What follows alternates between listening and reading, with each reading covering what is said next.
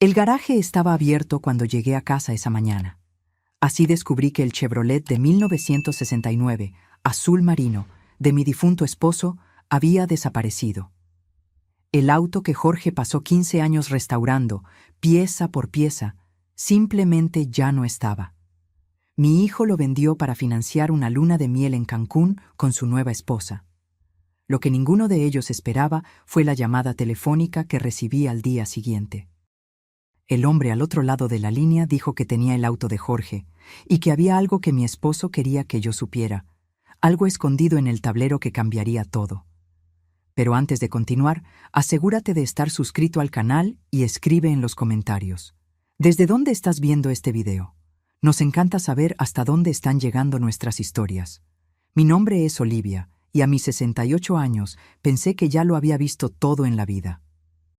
42 años de matrimonio con Jorge, 3 décadas como enfermera en el Hospital Santa Sofía y casi 7 décadas respirando el aire de esta pequeña ciudad en el interior de Guanajuato. Creí que pocas cosas aún podrían sorprenderme. Estaba equivocada. Aquella mañana preparaba mi café en la cocina cuando noté por la ventana que la puerta del garaje estaba abierta. Jorge nunca dejaba esa puerta abierta. Ni una sola vez en 4 décadas de matrimonio. Era una de sus manías. La seguridad comienza en las pequeñas cosas, Olivia, solía decir. Pero Jorge se había ido hace 10 meses, arrebatado por un infarto fulminante mientras trabajaba en su precioso Chevrolet. Dejé la taza en el fregadero y fui hacia allá, todavía en pantuflas. El aire de la mañana estaba fresco, con esa neblina típica que suele bajar sobre nuestra ciudad en las mañanas de otoño. Crucé el patio trasero, sintiendo el pasto mojado bajo mis pies. Cuando llegué a la entrada del garaje, me detuve.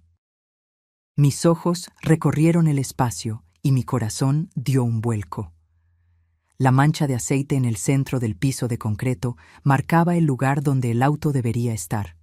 Una mancha oscura y familiar, testigo de 15 años del mismo auto parado en el mismo sitio. Pero el auto no estaba allí. El espacio estaba vacío. Me quedé allí parada, tratando de procesar lo que veía. El banco de trabajo de Jorge permanecía intacto contra la pared del fondo. Sus herramientas aún colgaban en el panel perforado, cada una con su contorno dibujado con rotulador permanente, para que él siempre supiera dónde debía ir cada una. Su caja de herramientas roja cerrada sobre el banco. Su diario de restauración abierto, con su letra pequeña y organizada llenando las páginas. Todo estaba allí, menos el auto. Mi pecho se apretó. Me apoyé en el marco de la puerta y respiré hondo. En décadas como enfermera, había enseñado a cientos de pacientes a usar técnicas de respiración para controlar crisis de ansiedad. Ahora las necesitaba. Inspirar por la nariz. Expirar por la boca. No servía. El pánico crecía. Fue entonces cuando escuché el sonido de un motor en la entrada de la casa. Me giré a tiempo para ver el auto importado de Rafael, mi hijo, estacionándose junto al portón. Bajó del vehículo e incluso a la distancia noté que no podía mirarme a los ojos. Su lenguaje corporal lo delataba todo. Hombros curvados, manos en los bolsillos, mirada en el suelo. A su lado, Marcela salió del asiento del pasajero, impecable como siempre, con sus gafas de sol de marca y ropa que probablemente costaba el valor de mi pensión de un mes. Caminé en su dirección, cruzando el jardín. Rafael se detuvo a unos metros del garaje. Sus ojos finalmente se encontraron con los míos. «Mamá», comenzó, titubeante. «¿Dónde está el auto, Rafael?» Tragó saliva moviendo el peso de un pie a otro. «Es de eso de lo que necesitamos hablar. ¿Dónde está el Chevrolet?» «Lo vendí». Las palabras flotaron en el aire como algo físico, pesado. Necesité unos segundos para procesarlas completamente. ¿Tú qué? Lo vendí ayer. Miró hacia el garaje vacío, luego al suelo. Necesitaba el dinero. Marcela y yo vamos a Cancún la próxima semana. Es nuestra luna de miel oficial. ya que no la hicimos cuando nos casamos hace 6 meses. Marcela dio un paso adelante, poniendo la mano en el brazo de Rafael como si lo reclamara. «Olivia», dijo ella, con esa voz artificialmente dulce. Ese auto llevaba casi un año parado. Era un desperdicio dejarlo allí acumulando polvo, ¿no crees? Además, este viaje es muy importante para nosotros. Mi mente todavía estaba tratando de comprender lo que estaba sucediendo. Ese era el auto de Jorge. El proyecto que ocupó cada fin de semana suyo durante 15 años. El auto que encontró abandonado en un desguace y juró que un día sería el orgullo de la familia. «¿Cuánto?», pregunté, la voz más firme de lo que esperaba. Rafael pareció sorprendido por la pregunta. «Conseguí un buen precio, 12,000 reales. Para un auto tan antiguo fue un excelente negocio. 12,000 reales. 15 años de dedicación de mi esposo valían 12,000 reales para mi hijo». «Debiste haberme consultado antes», dije, intentando mantener la compostura. «Era el auto de tu padre». «Mamá, tú ni siquiera conduces», respondió Rafael, su voz adquiriendo un tono defensivo. «¿Qué ibas a hacer con él? Papá se fue. Ese auto solo estaba allí. Era pasado. ¿Y crees que puedes simplemente deshacerte del pasado sin consultar a nadie?» Marcela interfirió de nuevo. «Olivia, no vamos a discutir esto, ¿verdad? El auto ya fue vendido. Partimos hacia Cancún el miércoles». «Será maravilloso, ya verás. Te traeremos recuerdos». La miré. Realmente la miré. 2 años desde que Rafael la presentó como novia, 6 meses de matrimonio, y todavía no la conocía de verdad.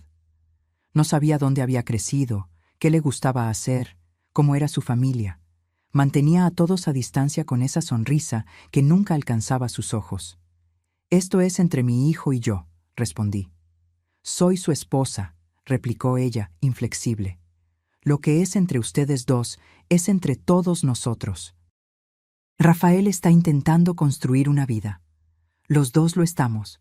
Sin duda entiendes eso. No respondí. Miré a mi hijo, esperando que dijera algo, que se pusiera de mi lado, que al menos reconociera lo que había hecho. Pero él permaneció en silencio, el brazo bajo el firme agarre de la mano de Marcela. «Tenemos que irnos», dijo finalmente. «Aún tenemos que terminar de comprar algunas cosas para el viaje». «Sí, tenemos muchas maletas que hacer», completó Marcela con una sonrisa. «Te mandaremos fotos de la playa, Olivia. Te encantará ver. Es tan hermoso allí, tan romántico». La crueldad de ese comentario para una viuda de 10 meses me golpeó como una bofetada. Subieron al auto sin más palabras. Cuando el vehículo se alejaba, Marcela bajó la ventanilla. «Cuídate, Olivia. Nos vemos cuando volvamos». Me quedé parada, observando el auto hasta que desapareció en la curva. Entonces regresé al garaje y me situé en el centro, exactamente donde la mancha de aceite marcaba el lugar del Chevrolet. El silencio se sentía diferente sin el auto, más vacío, más definitivo. Tomé el diario de restauración de Jorge, abierto sobre el banco. La última entrada era de 2 semanas antes de su muerte. Su letra parecía un poco más temblorosa de lo normal, tal vez ya presintiendo algo. Casi terminando el tapizado.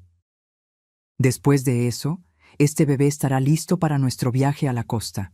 Olivia finalmente aprenderá a conducirlo, incluso si tengo que arrastrarla al asiento del conductor».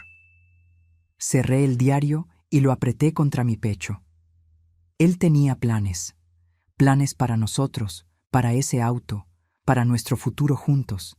Y ahora todo había desaparecido. Volví a la casa y me senté a la mesa de la cocina, el diario todavía en mis manos. El café que había preparado estaba frío. No importaba. No podría tragar nada de todas formas. Me quedé allí por horas, hojeando el diario de Jorge, leyendo sus notas meticulosas sobre piezas, medidas, ajustes.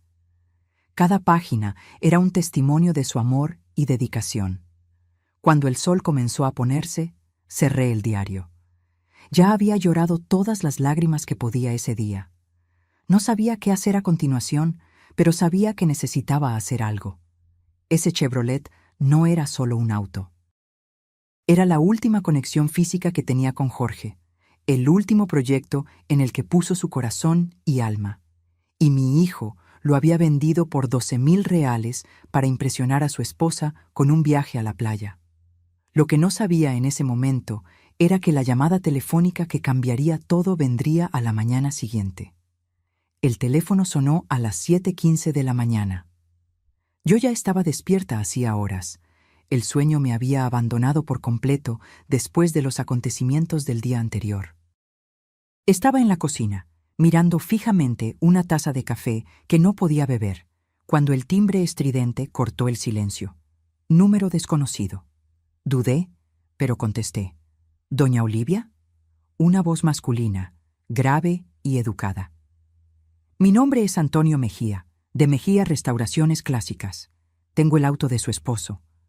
Mi corazón se disparó. ¿El Chevrolet? Así es. Su hijo lo trajo a mi taller ayer. Necesito que venga aquí lo antes posible. Hay algo que Jorge le dejó y que su hijo no sabe. Mi mente intentaba procesar esas palabras. ¿Cómo conocía usted a mi esposo? Hubo un suspiro al otro lado de la línea.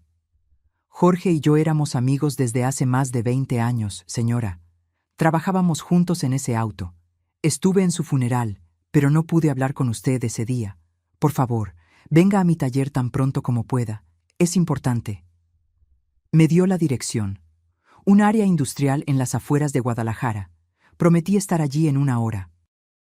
Me vestí rápidamente. Tomé mi bolso y las llaves del auto que rara vez usaba. Un pequeño Fiat que Jorge insistió en que tuviera, aunque yo apenas supiera conducir. Hoy sería necesario.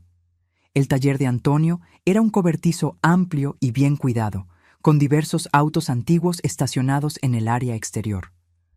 Un hombre de unos 60 años, cabello gris y manos curtidas, me esperaba en la entrada. Estacioné y salí del auto. ¿Doña Olivia? Extendió la mano. Soy Antonio. Estreché su mano. Firme, honesta. ¿Usted dijo que tiene el auto de mi esposo? Por favor, acompáñeme. Me guió a través del taller. El olor a aceite, gasolina y cuero me recordó inmediatamente el garaje de Jorge. En el fondo del cobertizo, cubierto por una lona, estaba la inconfundible forma del Chevrolet 1969. Antonio retiró la lona con un movimiento suave. Allí estaba él, en su gloria completa. La pintura azul marino brillaba bajo las luces del cobertizo. El cromo reluciente, el tapizado de cuero beige impecable. Jorge había finalizado más de lo que imaginaba. Está hermoso, susurré, pasando la mano por el capó. Jorge terminó la restauración 3 semanas antes de morir, dijo Antonio. Vino aquí para que hiciéramos los últimos ajustes juntos, y fue cuando me pidió un favor especial. Lo miré intrigada. Jorge me pidió que instalara un compartimento secreto. Antonio señaló el tablero del auto. Por favor, siéntese en el asiento del conductor. Abrí la puerta y me deslicé al interior. El olor a cuero nuevo mezclado con el ligero aroma de la colonia que Jorge siempre usaba me envolvió. Por un momento, sentí como si él estuviera allí conmigo. Jorge me hizo prometer que, si algo le sucedía, yo me aseguraría de que usted supiera de este compartimento. Solo usted. Antonio se inclinó y señaló un pequeño mecanismo escondido detrás de la radio. Presione aquí y jale hacia abajo. Hice lo que me indicó. El tablero se abrió, revelando un espacio oculto. Dentro había un sobre marrón y una pequeña caja de madera. Antonio retrocedió. La dejaré a solas. Estaré afuera cuando termine. Cuando salió, tomé el sobre con manos temblorosas. Mi nombre estaba escrito en el frente con la letra inconfundible de Jorge. Lo abrí y saqué varias hojas de papel. La primera era una carta dirigida a mí, fechada 3 semanas antes de su muerte. Mi querida Olivia, si estás leyendo esto, significa que ya partí y que algo sucedió con el auto que te hizo buscarlo. Perdóname por no compartir esto contigo mientras estaba vivo, pero necesitaba estar seguro antes de alarmarte a ti y a Rafael. Hay algo que necesitas saber sobre Marcela. En los últimos 8 meses he estado investigando su historia. Ella no es quien dice ser. Su verdadero nombre es Marcela Fuentes, y ya lo ha hecho antes. 2 veces, al menos. El patrón es siempre el mismo. Se acerca a hombres de mediana edad con padres mayores y bienes familiares. Después del matrimonio, comienza a sugerir que el padre o madre mayores no están bien, que necesitan cuidados especiales. Eventualmente, convence al esposo de vender la casa familiar u otros bienes para financiar tratamientos o garantizar una vida mejor. Luego, desaparece con el dinero. En este sobre encontrarás todo lo que logré reunir: fotos, recortes de periódico, copias de actas de matrimonio anteriores, información de contacto de las víctimas anteriores. Ella intentará hacer lo mismo contigo y Rafael, Olivia. Convencerá a nuestro hijo de que estás decayendo, que necesitas cuidados especiales, que la casa necesita ser vendida. En la cajita hay una llave. Es de nuestra caja fuerte en el Banco Central, caja 237. Dentro, dejé algo para asegurar tu futuro, sin importar lo que suceda. Planeaba confrontarla, pero necesitaba más pruebas. Rafael no me creería sin evidencia irrefutable. Ella es muy convincente. Protégete y protege a nuestro hijo. Él también es una víctima en esto. Te amo más de lo que las palabras pueden expresar, Jorge. Mis manos temblaban tanto que apenas podía sostener el papel. Jorge lo sabía. Descubrió lo de Marcela e intentó protegernos, y murió antes de que pudiera completar su misión. Abrí el resto del sobre. Dentro había exactamente lo que Jorge describió: fotos de Marcela en otros matrimonios, actas. Marcela Fuentes se casó con Eduardo Martínez en Ciudad de México, mayo de 2019. Marcela Fuentes se casó con Enrique Alba, en Puebla, enero de 2021. Recortes de periódicos sobre familias que perdieron ahorros a manos de estafadores del amor. Anotaciones detalladas de Jorge sobre preguntas que Marcela había hecho sobre nuestra casa, sobre mi salud, sobre nuestros bienes. Y al final, información de contacto: Eduardo Martínez, Ciudad de México; Enrique Alba, Puebla. Con una nota final de Jorge: habla con ellos, pueden ayudar a construir el caso. Abrí la cajita de madera. Dentro, como prometido, había una pequeña llave dorada. Miré todos esos papeles esparcidos en el asiento del pasajero, intentando absorberlo todo. 10 meses de luto, pensando que conocía a mi esposo completamente, y solo ahora descubría que él había cargado con esta carga solo, intentando proteger a nuestra familia hasta el final. Las lágrimas vinieron entonces, no silenciosas, sino sollozos profundos que sacudían todo mi cuerpo. Lloré por Jorge, por su protección silenciosa, por su amor que se extendía más allá de la muerte. Antonio regresó unos minutos después, quedándose respetuosamente a distancia hasta que me calmara. Me dijo que había algo importante allí dentro. Habló Antonio suavemente. Algo para protegerla a usted. Él descubrió quién es Marcela realmente, respondí secando las lágrimas, y lo que planea hacer. Antonio asintió. Jorge sospechaba. Me contó algunas cosas, pero no todo. Dijo que necesitaba estar absolutamente seguro antes de confrontar a Rafael o a usted. Reuní los papeles y los guardé de nuevo en el sobre. Necesito ir al banco. Y luego, necesito llamar a estas personas que Jorge encontró. ¿Quiere que la acompañe? Por favor. El Banco Central estaba en el centro de la ciudad. Estacionamos y entramos juntos. Presenté mis documentos y la llave. El gerente, un hombre educado de mediana edad, me condujo hasta el área de las cajas fuertes. La llave encajó perfectamente en la cerradura de la caja 237. Dentro había otro sobre. Lo abrí allí mismo, con Antonio a mi lado. Eran certificados de acciones y documentos. Una carta escrita por Jorge explicaba: Olivia, compré estas acciones en 2001 como un favor a un paciente del hospital que usted cuidó. Su hijo estaba iniciando una empresa de tecnología y necesitaba inversores. Puse 5.000 reales, más como un gesto de apoyo que esperando retorno. El paciente falleció al año siguiente, y sinceramente me olvidé de estas acciones hasta hace poco, cuando estaba organizando papeles. Investigué la empresa y descubrí que creció exponencialmente. Estas acciones ahora valen más de lo que ahorramos en toda nuestra vida. Es su seguridad, su futuro. Si algo me sucede, úselas cuando lo necesite. Mostré los certificados al gerente del banco. Sus ojos se abrieron. Señora, dijo después de consultar la computadora, estas acciones de Tech Brasil están valoradas actualmente en aproximadamente 380.000 reales. Necesité sentarme. Jorge, siempre previsor, siempre pensando por adelantado, me había dejado una seguridad financiera que ni imaginaba que existía.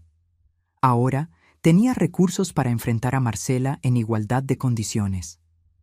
Con Antonio a mi lado, llamé a los números que Jorge había dejado. Eduardo Martínez contestó al segundo intento. Su voz sonaba cansada, como si cargara un peso invisible. «¿Señor Martínez? Mi nombre es Olivia Acevedo. Estoy llamando porque mi hijo está casado con una mujer llamada Marcela Fuentes». Hubo un largo silencio al otro lado de la línea. Luego, un suspiro pesado. Me preguntaba cuándo recibiría esta llamada.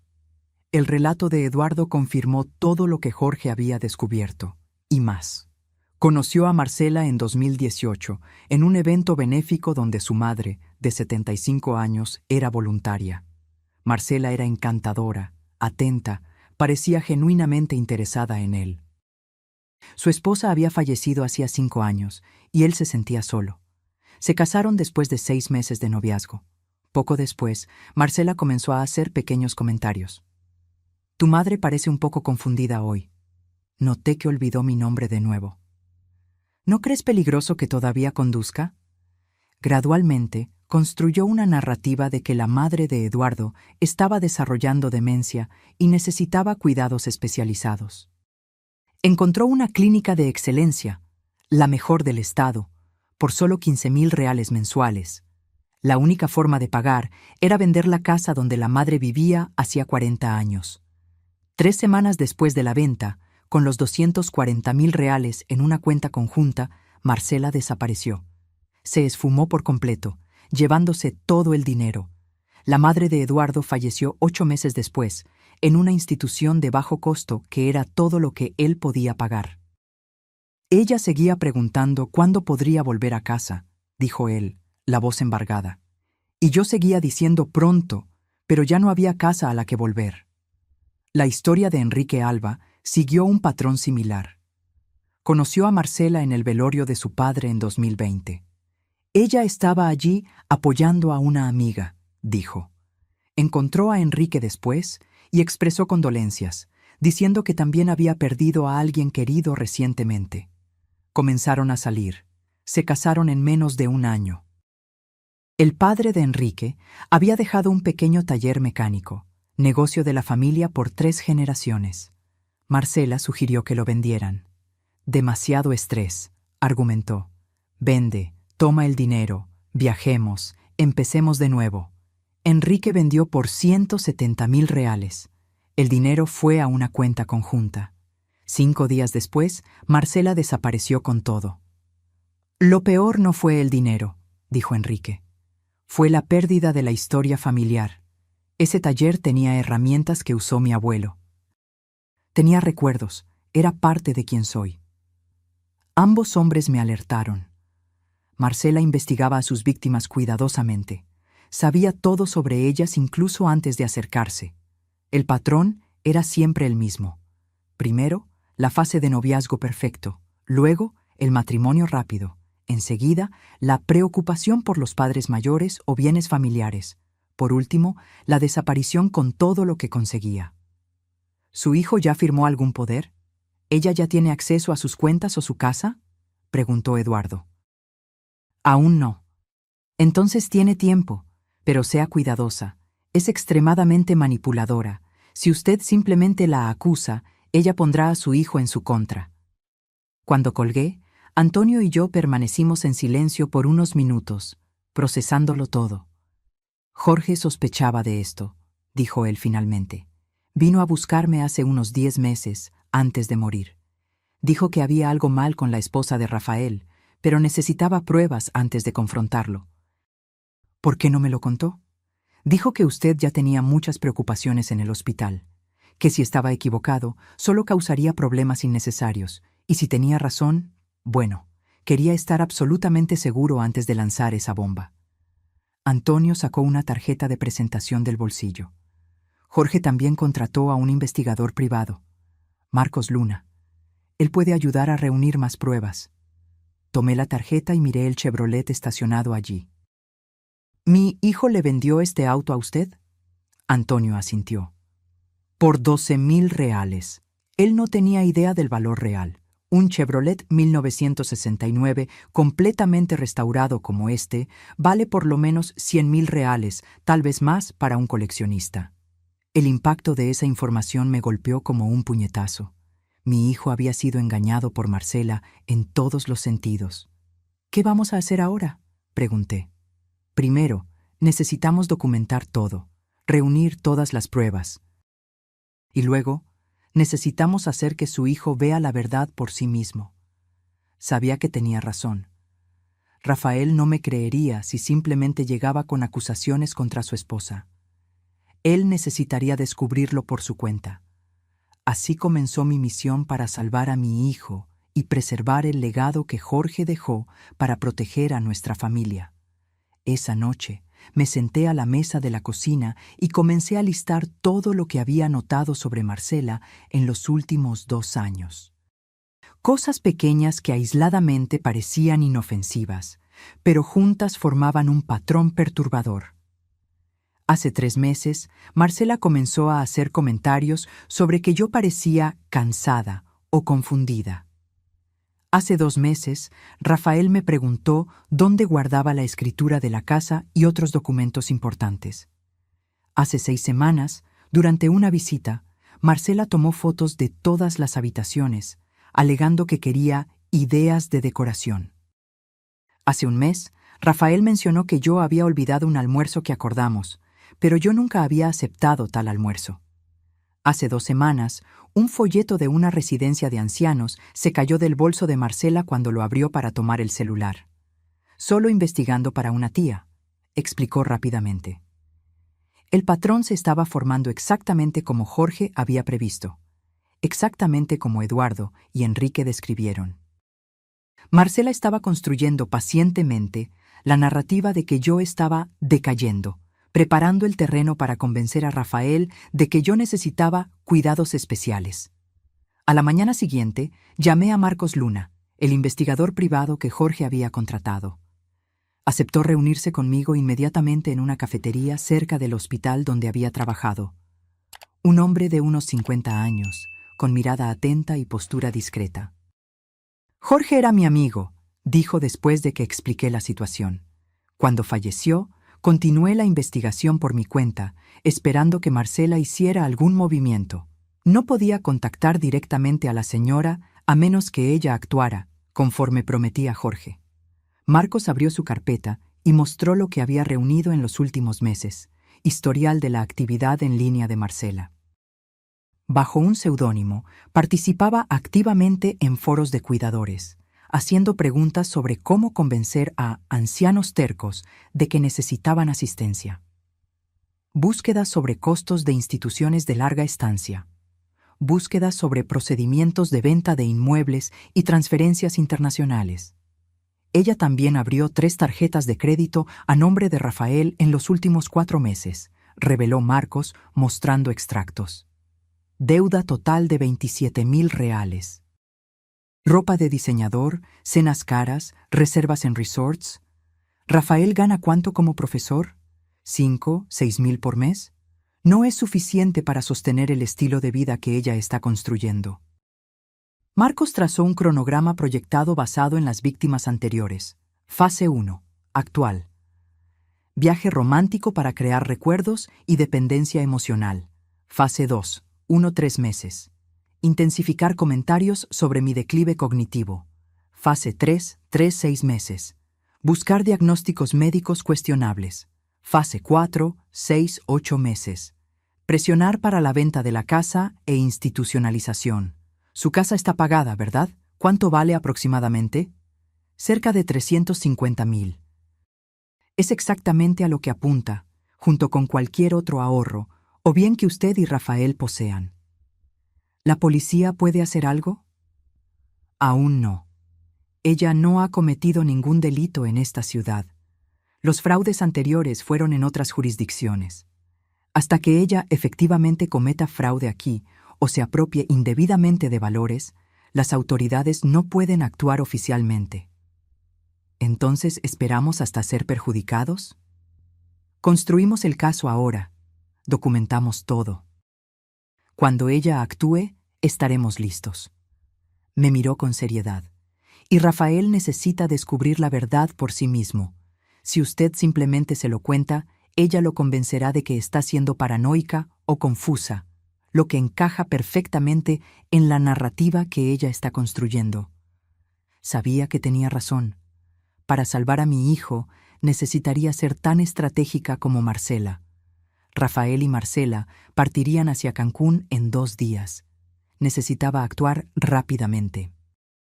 Con la ayuda de Antonio, Marcos y el acceso a los recursos que Jorge proveyó, elaboramos un plan. Primero, fui al banco y transferí una parte de las acciones a una nueva cuenta a mi nombre, con acceso restringido. Luego, registré en notaría una declaración detallando mis plenas facultades mentales, con certificados de 2 médicos geriatras renombrados. Cuando Rafael y Marcela partieron para su viaje, yo tenía todo preparado. La semana que siguió fue de intensa actividad.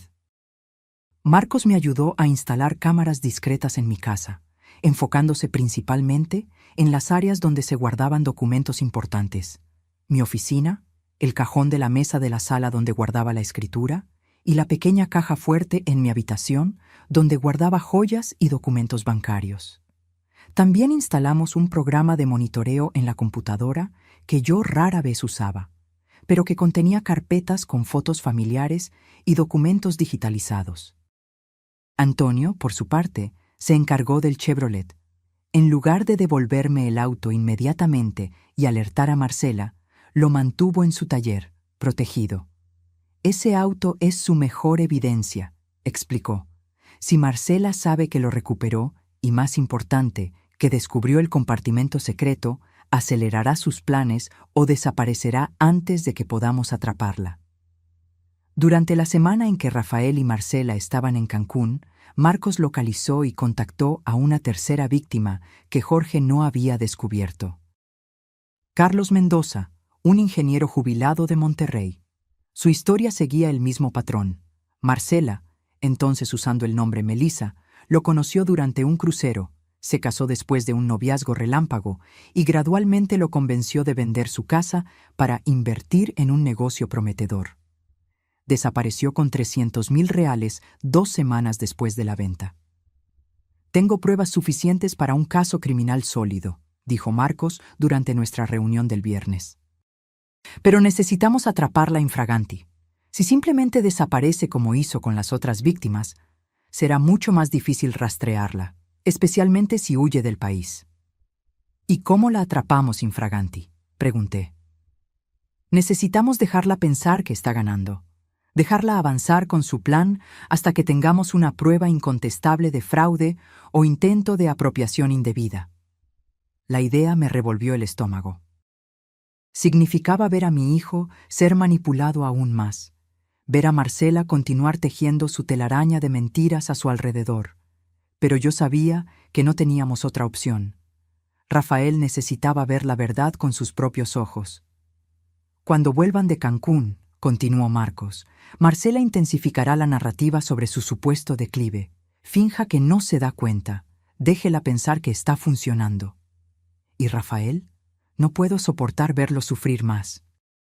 Desafortunadamente, esa es la única forma de abrirle los ojos. Necesita presenciar las acciones de ella por sí mismo. Rafael y Marcela regresaron el lunes siguiente, bronceados y sonrientes. Como estaba previsto, me invitaron a cenar el jueves para mostrar las fotos del viaje. Llegué a la pequeña casa que alquilaban a las 7 en punto. La mesa estaba puesta con esmero, platos que yo nunca había visto antes, probablemente comprados con las tarjetas de crédito que Rafael ni sabía que existían. Marcela estaba deslumbrante, usando un vestido que sin duda costó varios sueldos de profesor.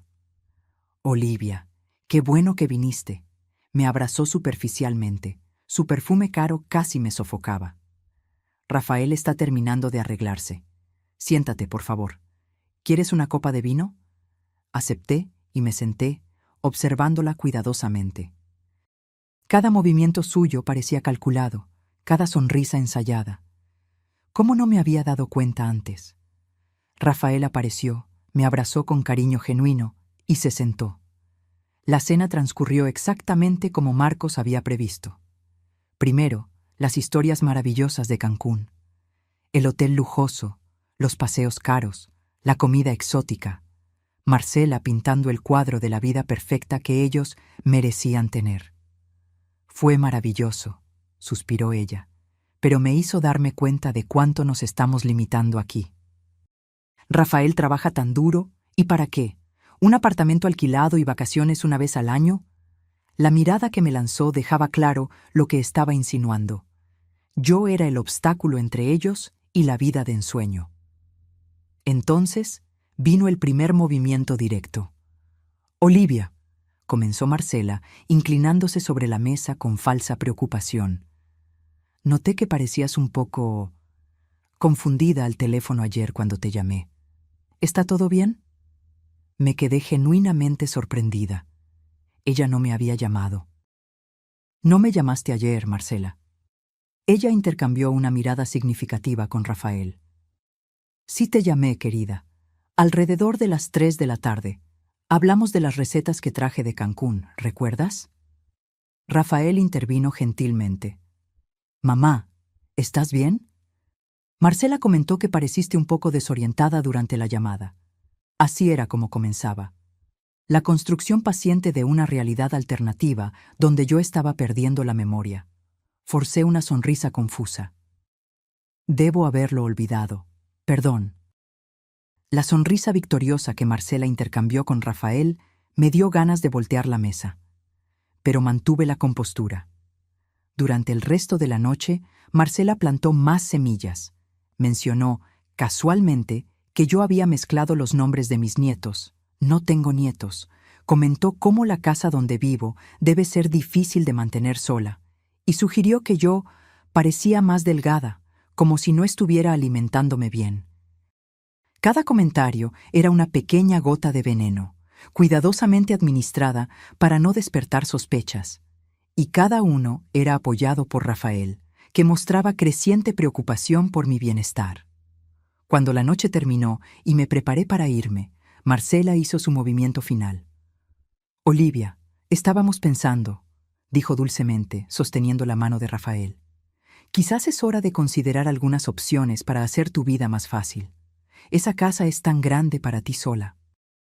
Me estoy arreglando bien, respondí, manteniendo el tono ligero. Claro que sí, sonrió Marcela, pero todos necesitamos ayuda eventualmente. Hay lugares maravillosos hoy en día, comunidades para personas de tu edad, donde tendrías compañía, actividades, asistencia médica. ¿Y quién pagaría por eso? Pregunté inocentemente. Bueno, dudó por un segundo. La casa donde vives vale mucho. Si la vendieras, tendrías más que suficiente para varios años de cuidados de calidad. Rafael parecía incómodo, pero no contradijo a su esposa. La semilla ya estaba plantada en su mente. Lo pensaré, respondí vagamente. Al salir, Rafael me abrazó un poco más fuerte de lo normal. Te amo, mamá. Solo queremos lo mejor para ti. Lo sé, hijo, lo sé. De camino a casa, llamé a Marcos y relaté toda la conversación. Él estaba escuchando de todas formas, a través del pequeño dispositivo de grabación escondido en mi bolso. Perfecto, dijo. Está siguiendo exactamente el guión que previmos. Ahora, necesitamos dejarla avanzar hasta que tengamos evidencia concreta. Las 2 semanas siguientes fueron un ejercicio de paciencia y autocontrol. Marcela intensificó su campaña. Llamadas preocupadas para verificar si estaba tomando mis medicinas correctamente. No tomaba ninguna medicina aparte de una vitamina. Visitas sorpresa para ayudar con la limpieza, durante las cuales ella fotografiaba documentos cuando creía que no estaba siendo observada, y constantes comentarios sobre mi supuesta confusión y fragilidad. Rafael estaba cada vez más convencido de que algo andaba mal conmigo. Yo podía ver la creciente preocupación en sus ojos, la forma en que me hablaba más despacio, cómo verificaba 2 veces si yo había entendido lo que él decía. Aquello me partía el corazón. Entonces, un jueves, sucedió. Marcos me llamó a mitad de la tarde. Ella está haciendo su jugada. Acaba de programar una cita con un neurólogo para usted la próxima semana. Un médico en particular que tiene historial de diagnósticos cuestionables en casos similares. Y más importante, está intentando obtener un poder a su nombre. ¿Cómo podría conseguir eso? Falsificó su firma en un documento preliminar. Estamos monitoreando. Va a necesitar que usted firme el documento final en presencia de un notario. Probablemente intentará confundirla sobre lo que está firmando. Ese es el momento que estábamos esperando. ¿Y Rafael? Él no sabe del poder. Lo está haciendo sin su conocimiento. Es perfecto. Será la prueba que su hijo necesita. El plan se puso en marcha. Acepté cenar en su casa de nuevo el sábado siguiente. Marcos y su equipo estarían monitoreando todo, y las autoridades listas para actuar tan pronto como tuviéramos pruebas concretas de intento de fraude. Llegué puntualmente a las 7. Esta vez, solo Marcela estaba presente. Rafael tuvo una emergencia en la escuela, explicó con una sonrisa ensayada. Un alumno en crisis, ya sabes lo dedicado que es. Dijo que empezáramos sin él. Asentí, fingiendo creer. Según Marcos, Rafael estaba en realidad en una reunión con un agente inmobiliario que Marcela había concertado, discutiendo opciones para la casa de mamá. La cena transcurrió con la habitual falsa cordialidad de Marcela. Entonces, cuando sirvió el postre, hizo su movimiento. Olivia, antes de que Rafael vuelva, hay algo que me gustaría resolver contigo, para tu propia protección. Sacó un sobre del cajón lateral del aparador. Dentro había varios documentos oficiales. Son solo unos papeles para asegurar que podamos ayudarte en caso de que algo suceda, explicó, deslizando los documentos hacia mí. Un poder simple, para emergencias médicas y administrativas. Examiné los papeles lentamente, como si estuviera confundida. Era exactamente lo que Marcos había previsto. Un poder amplio que le daría a Marcela, no a Rafael, noté, control completo sobre mis finanzas, propiedades y decisiones médicas. Necesitamos un testigo para esto, ¿no? Pregunté inocentemente. Ya me encargué de eso, respondió Marcela rápidamente, revisando el reloj. Un amigo notario está en camino, él hará todo oficial. ¿Y Rafael? ¿Él sabe de esto? Un destello de irritación cruzó por sus ojos. Claro que sabe, fue idea suya, de hecho. Está preocupado por ti, Olivia. Todos lo estamos. El timbre sonó. Marcela sonrió. Debe ser el notario. Pero cuando abrió la puerta, no era el notario esperado. Era Marcos, acompañado por un oficial de policía y Rafael, que parecía completamente desorientado. ¿Qué está pasando?, preguntó Marcela, intentando mantener la compostura. ¿Quiénes son ustedes? Marcela Fuentes, dijo el oficial. ¿O debo decir, Linda Olivera? Tenemos algunas preguntas sobre intento de fraude, falsificación de documentos y desvío de recursos. Rafael miraba de Marcela a mí, confusión y shock en su rostro. Mamá, ¿qué está pasando? Me levanté y tomé el sobre que Jorge había dejado en el compartimento secreto del auto. Hijo, hay algo que necesitas ver, algo que tu padre descubrió antes de morir. Lo que siguió fue la hora más dolorosa que hemos vivido como familia. Le mostré a Rafael todas las evidencias que Jorge había reunido. Marcos presentó sus propios descubrimientos. las tarjetas de crédito fraudulentas, las falsificaciones, las comunicaciones de Marcela con el falso neurólogo, planeando un diagnóstico de demencia para mí. El golpe final fue la grabación de video hecha minutos antes, cuando Marcela admitió que el poder era idea suya, no de Rafael.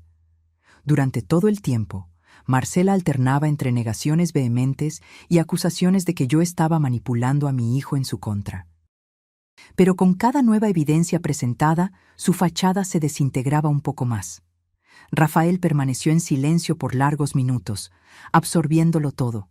Entonces, finalmente, miró directamente a Marcela y le hizo la pregunta que yo sabía que estaba quemando en su corazón. ¿Alguna vez me amaste de verdad? La mirada que ella le devolvió estaba vacía de cualquier emoción genuina. Fuiste el más fácil de todos ellos, dijo fríamente. Tan desesperado por atención después de que tu padre murió. Tan ansioso por complacer. Esas palabras crueles golpearon a Rafael como una bofetada física. Vi algo romperse en sus ojos. La policía arrestó a Marcela allí mismo, en el comedor donde tantos planes se habían tramado. Las acusaciones eran graves: fraude, falsificación, uso indebido de documentos, apertura de crédito fraudulento. Con las evidencias de las víctimas anteriores, ella enfrentaría un largo proceso judicial y probablemente años de prisión. Cuando se la llevaron, Rafael y yo nos quedamos solos en la casa que habían compartido. Él estaba sentado en el sofá, mirando a la nada, completamente devastado. «¿Cómo pude ser tan estúpido?», murmuró finalmente. Me senté a su lado y tomé sus manos. «No fuiste estúpido, hijo, fuiste amado. Personas como ella son expertas en manipulación. Saben exactamente qué botones tocar, qué vulnerabilidades explotar». «Papá lo sabía», dijo, la voz embargada.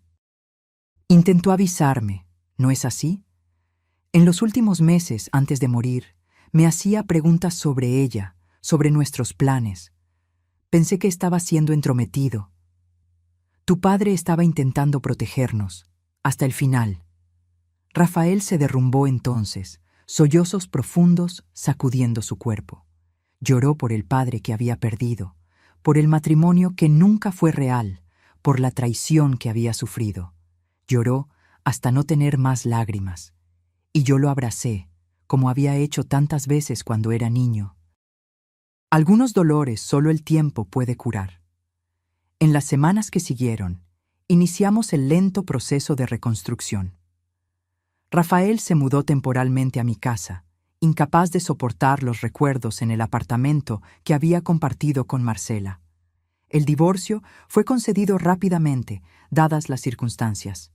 De hecho, fue una anulación, ya que Marcela se había casado bajo identidad falsa. Las deudas de las tarjetas de crédito que ella había abierto a nombre de Rafael fueron impugnadas y, en gran parte, perdonadas tras la comprobación del fraude. Antonio finalmente trajo el Chevrolet 1969 a casa, estacionándolo en el garaje donde siempre estuvo.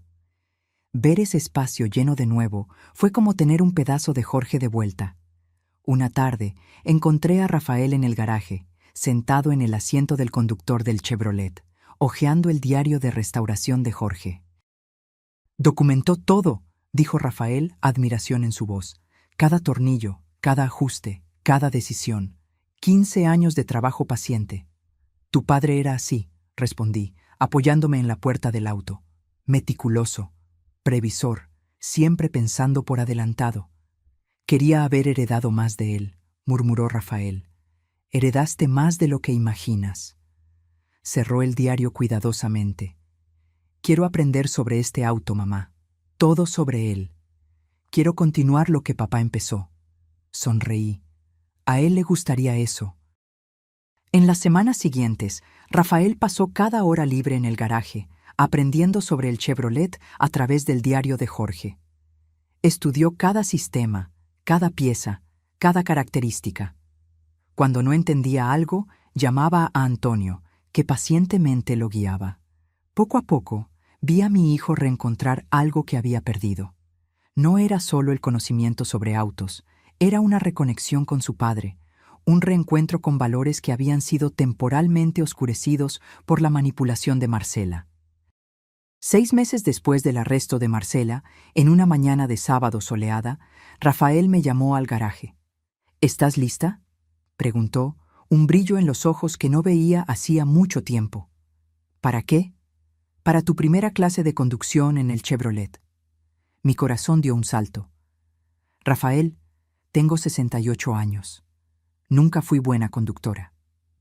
Papá quería enseñarte, dijo suavemente. Está aquí en el diario. Él planeaba un viaje por la costa, solo ustedes dos, tan pronto como terminara la restauración. Decía que iba a enseñarte a conducir este auto, aunque tuviera que arrastrarte al asiento del conductor. Lágrimas vinieron a mis ojos. ¿Él dijo eso? Palabra por palabra. Rafael abrió la puerta del pasajero. Ahora soy yo quien te enseñará, en su memoria. Esa mañana, salimos por primera vez en el Chevrolet, yo al volante, Rafael pacientemente guiándome. El motor ronroneaba suavemente, respondiendo al más ligero toque. Era como si Jorge estuviera allí con nosotros, en cada vibración del auto que él había restaurado con tanto amor. Condujimos por las calles tranquilas de nuestra pequeña ciudad. Luego tomamos la carretera que llevaba a Acapulco. El viento entraba por las ventanillas abiertas, trayendo el olor a mar. Nunca me había sentido tan libre, tan viva. Él estaría orgulloso de ti, mamá, dijo Rafael, mientras yo ganaba confianza al volante. De nosotros dos. Él salvó a nuestra familia, ¿sabes?, respondí. Incluso después de irse, encontró una manera de protegernos. Las acciones que Jorge dejó en la caja fuerte del banco no solo me dieron seguridad financiera, sino que también permitieron que ayudara a Rafael a empezar de nuevo. Compramos una pequeña casa para él cerca de la mía e invertimos juntos en un negocio. Rafael abrió un pequeño taller de restauración de autos clásicos con la mentoría de Antonio. Eduardo, Enrique y Carlos, las otras víctimas de Marcela, se convirtieron en amigos y ocasionalmente nos visitan. Hay una solidaridad entre aquellos que sobrevivieron al mismo depredador. En cuanto a Marcela, fue condenada a 12 años de prisión por múltiples acusaciones de fraude, falsificación y apropiación indebida. Las noticias dicen que ya está intentando manipular el sistema penitenciario, pero esta vez sus tácticas son bien conocidas. Toda esta historia me enseñó que el amor verdadero se manifiesta de formas inesperadas. A veces, es un esposo que previene peligros que ni imaginas. A veces, es un hijo que encuentra la fuerza para reconstruir después de una traición devastadora. Y a veces, es un auto antiguo con un compartimento secreto, guardando exactamente lo que necesitas, en el momento en que más lo necesitas. Jorge nos dejó mucho más que un auto restaurado. Nos dejó un legado de protección, previsión y amor incondicional. Un legado que continuamos honrando cada vez que el motor del Chevrolet cobra vida y nosotros, juntos, seguimos por la carretera que él ayudó a pavimentar. Hoy, cuando abro el garaje y veo el Chevrolet 1969 azul marino brillando bajo la luz del sol, no veo solo un auto. Veo la prueba de que el amor verdadero persiste más allá de la muerte, que la verdad eventualmente prevalece sobre las mentiras y que incluso en las pérdidas más dolorosas podemos encontrar nuevas razones para seguir adelante. Y cuando conduzco ese auto, con el viento en la cara y la carretera abriéndose ante mí, sé que Jorge está conmigo. En cada curva, en cada recta, en cada kilómetro recorrido en un auto que él restauró con amor para la familia que él protegió hasta el final. Ahora, si te gustó esta historia, haz clic en suscribirte y dime en los comentarios, ¿qué parte te dejó boquiabierto? Y no olvides hacerte miembro para tener acceso a videos exclusivos que no publico aquí. Te espero allí.